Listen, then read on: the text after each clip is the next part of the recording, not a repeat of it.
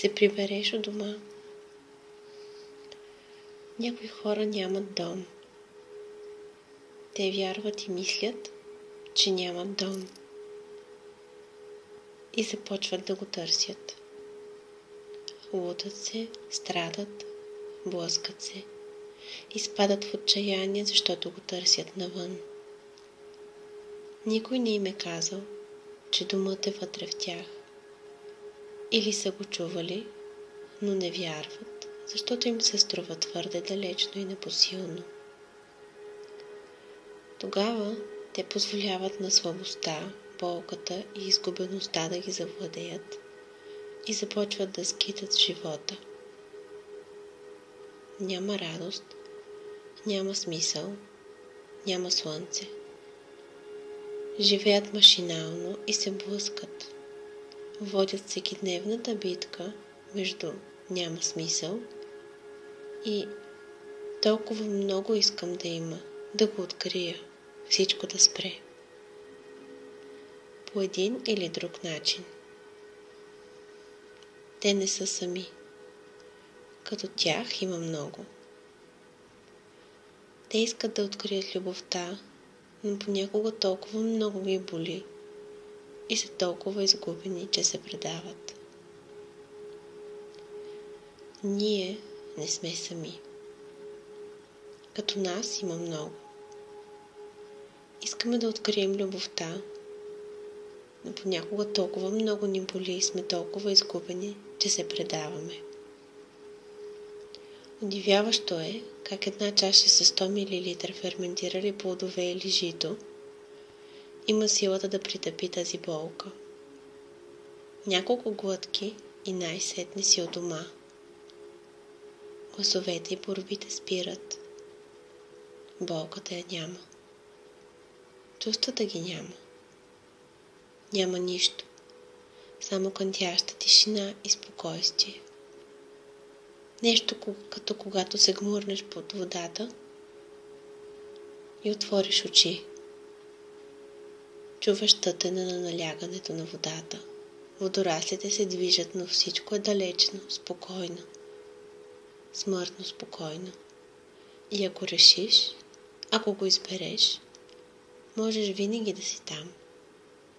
Да умреш за живота и всеки ден да живееш смъртта.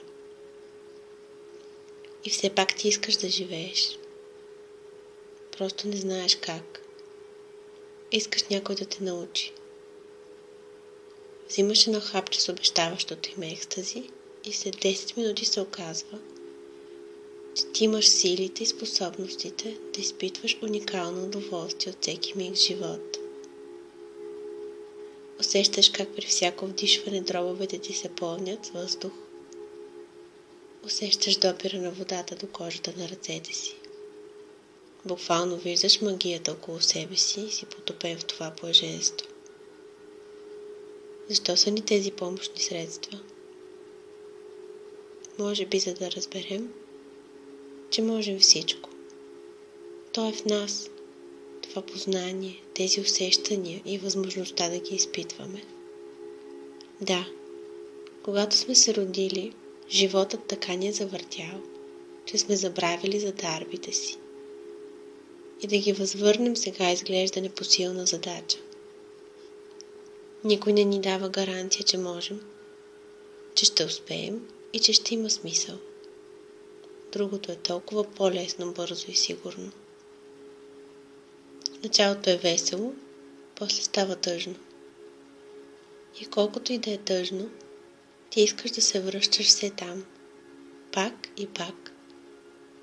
Колкото и да е трудно, жалко и самотно, ти искаш да си там. Естествено, нали оттам тръгна. Ти не вървиш. Ти лъжеш себе си. Домът е вътре в нас. Във връзката с нас, с нашите корени. Домът е там, където сърцето пее, където тишината не те дави и радостта не те кара да си стискаш зъбите. Домът е там, където му позволиш да се прояви, а всичко друго е евтина измама, чист мързел и пораженческо мислене. Сладостта да си жертвата, да се предадеш и да отмъщаваш на себе си, на семейството си, на обществото и на Бог. За това, че са те предали, че не са били до теб и не е станало както ти си искал. Пожелавам на всеки да се прибере от дома, да приеме себе си и околните такива, каквито са, и да си позволи да изпита радостта от вдишването, безкрая на небето и свързаността с земята. Не усилията за постигането на това са безсмислени. Нищо друго, освен тези усилия и този път няма смисъл. Не резултатът е несигурен, а нашата вяра в него.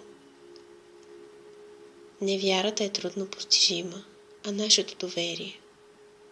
Не доверието може да бъде предадено, а нашата истина. Не истината боли, а лъжата. Лъжата, че не можем и не искаме. Всъщност ние винаги това сме искали и винаги ще продължаваме да го искаме. Докато не се сепнем и не го направим.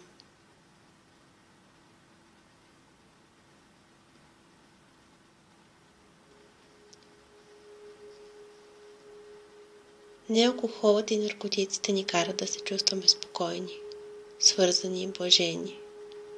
Ние можем да се чувстваме така въпреки алкохола и наркотиците.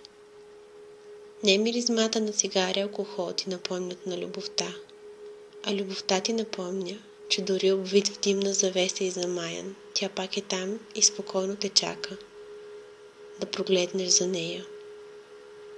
Когато отворим очи за истината, когато видим на какво сме способни и колко възможности имаме, само ако си позволим да се отпуснем, тогава ще осъзнаем, че нямаме нужда от нищо, за да се насладим на настоящия момент.